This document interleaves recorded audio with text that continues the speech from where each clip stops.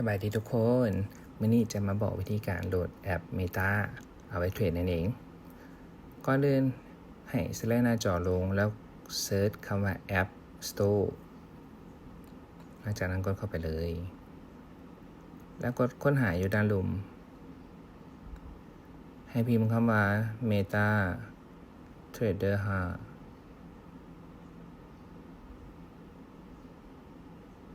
โหลด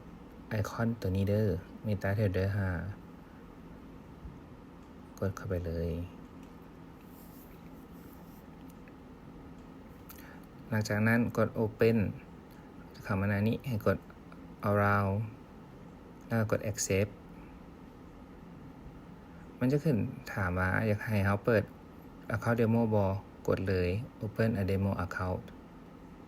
มันจะให้เราใส่ข้อมูลมีชื่อนามสกุลวันเดือนปีเกิดต้องใส่ให้อายุเราเกิน18 ปีขึ้นไปอาจจะใส่ตามนี้เลยก็ได้ปีเกิดแต่วันที่ก็ใส่ของตามเราเหมือนกันใส่เบอร์โทรใส่แบบนี้เลยก็ได้เพราะว่ามันเป็น account ทดลองเลือกสกุลเงินเลือกตัวคูณ average เราสิเลือกเป็น1/500เนาะเป็นสูงสุดอยู่ในนี้แล้วก็เลือกจำนวนเงินฝากเพื่อทดสอบการเทรดก็จะมีตั้งแต่100,000ไปเลย 50,000 ก็มี 3,000 ก็มี 5,000 ก็มีแล้วสิมาเลือก 3,000 กันพร้อมแล้วก็กด accept ด้านลุ่มแล้วกด register มันจะมีข้อมูลขึ้นมาให้เนาะแล้วลุ่มมี copy to clipboard เราสามารถ copy ตัวนี้ไว้แล้วก็เอาไว้ไปล็อกอินที่เครื่องอื่นหรือในคอมก็ได้หลังจากล็อกอินแล้วมันจะเข้ามาเป็นหน้านี้ให้มีตั้งค่ามันจะบอกพอร์ตเฮามีเงินเท่าไหร่ชาร์จแล้วก็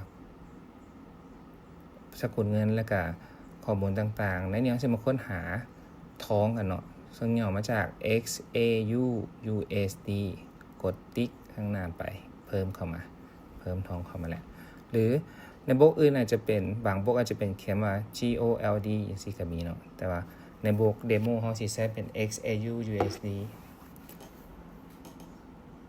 กดเข้าไปแล้วก็กดคำว่าชาร์จมันจะมีชาร์จขึ้นมาให้ทางเทิง M1 มันจะมีให้ time frame ให้เลือกเนาะแล้วก็เอากลับมาหน้านี้เพื่อสิมา